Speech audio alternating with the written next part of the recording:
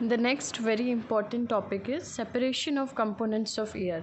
As we all know, air is a mixture of gases. Air में बहुत सारी तरह की gases होती है, water vapor होता है, और एयर कभी भी कोई भी पर्टिकुलर प्लेस की, फॉर एग्ज़ाम्पल अगर हम कहें कि हमारे जो लोकेलिटी है या रेजिडेंशियल एरिया है, वहाँ से अगर मैंने एक सैम्पल ऑफ एयर कलेक्ट किया है, दूसरा सैम्पल ऑफ एयर मैंने किसी इंडस्ट्री के पास से लिया है, एंड तीसरा सैम्पल ऑफ एयर मैंने कोई बहुत ज़्यादा आउटस्कर्ट एरिया है जो सिटी से, वहाँ से लिया है, तो the sample of air, all the three sample of airs can not be same.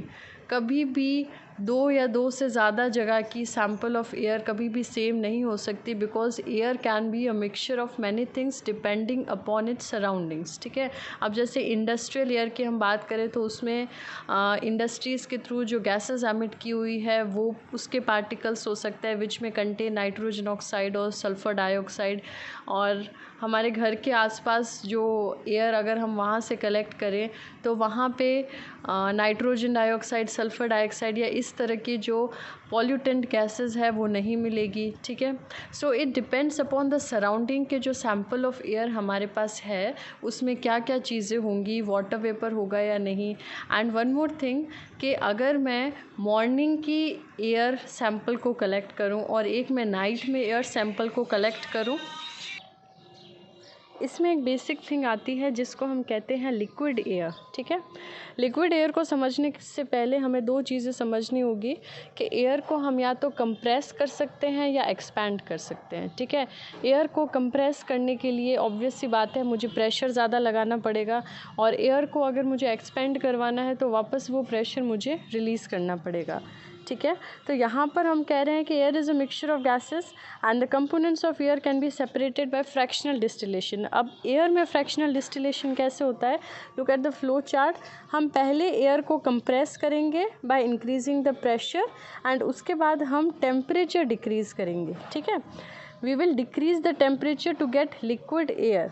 ठीक है, यानी कंप्रेस की हुई एयर को हम टेम्परेचर डिक्रीज़ करके लिक्विफाई कर रहे हैं, and the whole process will take place in experimental condition and the liquid air is then allowed to warm up slowly in fractional distillation column. सबसे पहले हमने प्रेशर इंक्रीज़ किया, एयर को compress किया, कंप्रेस करने के बाद हमने क्या किया, टेम्परेचर डिक्रीज़ किया. टेम्परेचर डिक्रीज़ करने से क्या होगा, एयर कूल होके लिक्विफाई हो जाएगी. लिक्विफाई होने के बाद हमने उसको धीरे धीरे वार्म किया. वार्म करने से क्या होगा, फ्रैक्शनल डिस्टिलेशन जो हमने प्रीवियस टर्न पे पढ़ा था, एयर के जो फ्रैक्शंस है वो धीरे धीरे अलग होते जाएंगे. Different components separate at different Heights depending on their difference in boiling point. जिसका जितना बॉइलिंग पॉइंट होगा, अगर किसी का बॉइलिंग पॉइंट कम है तो वो फ्रैक्शन पहले निकल जाएगा, किसी का बॉइलिंग पॉइंट ज़्यादा है तो वो फ्रैक्शन बाद में निकलेगा. ठीक है, यहाँ पे कुछ एग्जांपल्स दिए हुए हैं. ऑक्सीजन का जैसे कि होता है 183 डिग्री सेल्सियस, तो उसके बाद ऑक्सीजन निकलेगा, उसके बाद आर्गन निकलेगी, then nitrogen. Fine. Now the next topic is types of pure substances. हमने पढ़ा था प्योर सब्सटेंस क्या होता है, जिसमें एक ही टाइप के पार्टिकल्स होते हैं. For example, I am having a silver plate और a gold coin. These all are example of pure substances. इसमें सबसे पहला आता है एलिमेंट. एलिमेंट सबसे बेसिक फॉर्म है. एलिमेंट्स जो होते हैं वो सिंपलेस्ट सब्सटेंसेस या सिंपलर सब्सटेंस होते हैं जिनको हम फर्दर तोड़ नहीं सकते. चाहे कोई भी केमिकल रिएक्शन हम करवा दें, हम उसको ब्रेक डाउन नहीं कर सकते. Element is further sub divided into 3 sub types that are metals, non metals and metalloids. ठीक है, मेटल्स की बेसिक प्रॉपर्टीज़ हमें पढ़नी, हम अभी इसको डीप में नहीं पढ़ेंगे. We just have to know कि मेटल्स आर लस्चरस. लस्चर मतलब होता है shining surface. Metals are malleable and ductile. Malleability and ductility मतलब क्या होता है, मेटल्स को हम थिन शीट्स में कन्वर्ट कर सकते हैं. ठीक है, मेटल्स को हम वायर्स में कन्वर्ट कर सकते हैं. फॉर एग्जांपल हमने देखा है एल्यूमिनियम पेपर जो होता है, एल्यूमिनियम फॉइल पेपर, उसकी जो थिकनेस होती है वो कितनी कम होती है. And aluminium is a metal. Only metal is the form of element which can be converted into thin sheets as well as wires. Wires हमने देखी है, कॉपर वायर्स, इलेक्ट्रिसिटी जिससे ट्रांसमिट होती है. एंड मेटल्स जो है वो गुड कंडक्टर होता है हीट एंड इलेक्ट्रिसिटी के, इसीलिए जो मेटल की वायर्स बनती है वो मेटल से बनी हुई होती है ताकि इलेक्ट्रिसिटी उनके थ्रू पास हो सके, right. They are sonorous, sonorous means ringing sound produce करते हैं जब भी उन्हें हम बीट करते हैं। फॉर एग्जांपल स्कूल बेल है, मंदिर की घंटी जो हम बजाते हैं। We will all take examples from our day to day life so that you can learn it in a better way. And the examples of metals are iron, aluminium, zinc, mercury, copper, silver, gold, etc. Next comes properties of non metals. जितनी भी metal की properties है उसको reverse कर देंगे हम, vice versa will be properties of non metals except few exceptions. वो जैसा कि मैंने बताया हम नेक्स्ट चैप्टर्स में उसके साथ डील करेंगे। कुछ एक नॉन मेटल्स ऐसे होते हैं जो मेटल की एक आध कोई प्रॉपर्टी शो करते हैं, and there are few metals which show one of the properties of non metals, ठीक है। तो नॉन मेटल्स है hydrogen, oxygen, nitrogen, iodine, carbon, sulphur etcetera. ये जो दो एक्सट्रीम्स है, one way there is metal, another way there is non metal, in the middle of that comes metalloid.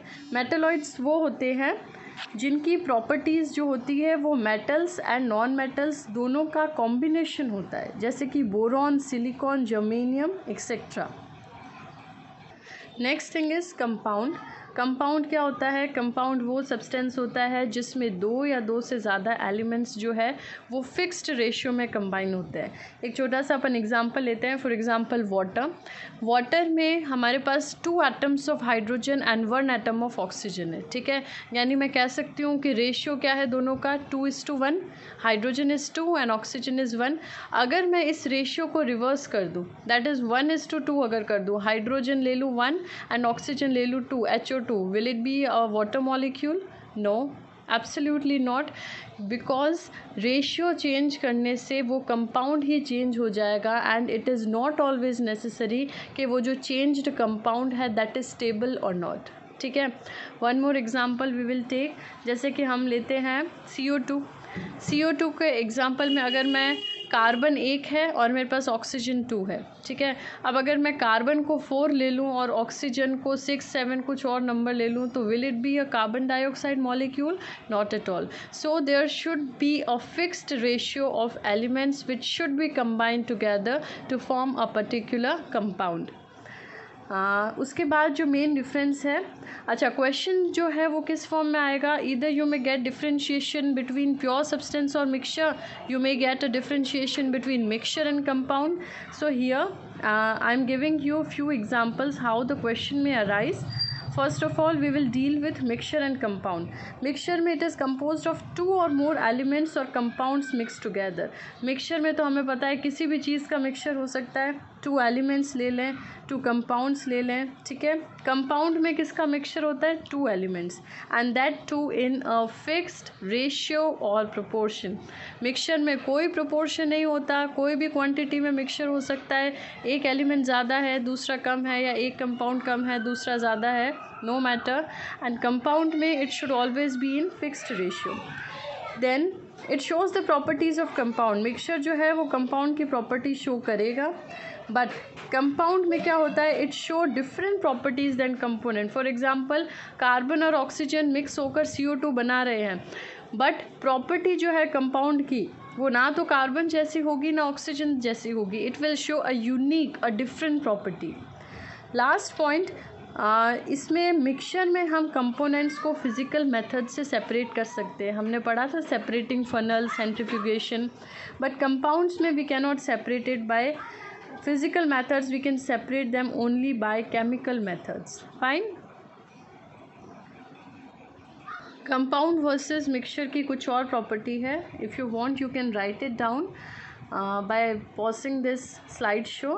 And one of the property that needs to be discussed more is that boiling point and melting point are constant for a particular compound.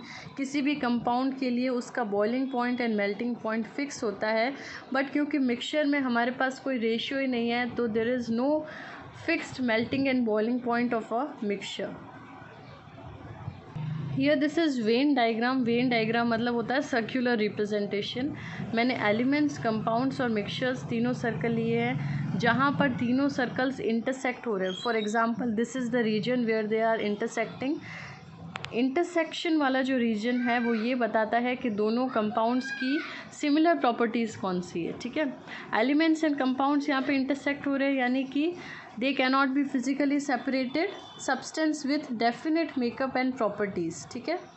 Compounds और mixtures जहाँ पे separate हो रहे हैं वहाँ पे हमने लिखा है 2 और मोर काइंड्स ऑफ एटम्स, यानी कंपाउंड्स और मिक्सचर दोनों में 2 तरह की चीज़ें चाहिए तब वो चीज़ बन सकती है। एलिमेंट तो सिंगल हो सकता है और इन सब की डेफिनेशन दी हुई है। You can use this Venn diagram while writing the answers for better representation or better pictorial representation of the differences between three. एक और मैंने एग्जांपल लिया है कंपाउंड, यहाँ पर लेफ्ट हैंड साइड में दिया हुआ है NaCl, कॉमन सॉल्ट है जो हम घर पे यूज़ करते हैं। It doesn't look like this, this is the pure form of NaCl जो हमें डायरेक्ट सी से हम ऑब्टेन करते हैं तब वो ऐसा होता है। मिक्सचर में जेली बीन्स हमने लिया है, जेली बीन्स भी एक मिक्सचर है, डिफरेंट टाइप के हम देख रहे हैं इसमें बीन्स है। So this is the difference between compound and mixture, ठीक है। इसमें हम देख सकते हैं कंपाउंड चाहे फॉर्म इसका दूसरा है, दिखने में थोड़ा अलग लग रहा है, बट इसका जनरल फॉर्मूला तो वही है, 1 Na and 1 Cl forms NaCl, and in jelly beans there is no particular formula. This is one more pictorial representation of compound and mixture. हमारे पास एक रेड कलर की बॉल है, एक ब्लू एंड एक green. Mixture में ये जो है वो अनइक्वल प्रोपोर्शन में मिक्स है, 2 रेड 2 ग्रीन 1 ब्लू। और अगर मुझे कोई पर्टिकुलर कंपाउंड बनाना है तो I am taking 1 red, specifically 1 blue and specifically 1 green. तो हम कह सकते हैं कंपाउंड में फिक्स्ड प्रोपोर्शन है, कौन सा एटम कितनी क्वांटिटी में होगा। मिक्सचर में there is no proportion. Now this is difference between pure substance versus mixture, ठीक है। प्योर सब्सटेंस सिर्फ एक चीज़ की बनी हुई होती है, मिक्सचर जो है it can be of several substances. Pure substance की physical and chemical properties constant है। मैंने कहा था गोल्ड कॉइन, तो उसमें सारे पार्टिकल्स गोल्ड के ही हैं, तो गोल्ड की अपनी कुछ प्रॉपर्टी है। मिक्सचर की प्रॉपर्टी वेरी कर सकती है। एंड प्योर सब्सटेंस में be categorised as gas, liquid and solid. और मिक्सचर जो है वो होमोजीनियस हो सकता है, हेट्रोजीनियस हो सकता है। And there are examples of pure substance and mixture. So this was all for today. Now what I want from you people is that please go through the in-text questions, read them and try to solve them in your notebook, and please send me a picture. I'm telling you again and again. One more thing, please solve the back exercise question of NCERT book and revise and read the chapter from NCERT book. If you find any kind of doubt, please message me on my personal window so that in my next lecture, in my next slideshow, I will try to cover those doubts.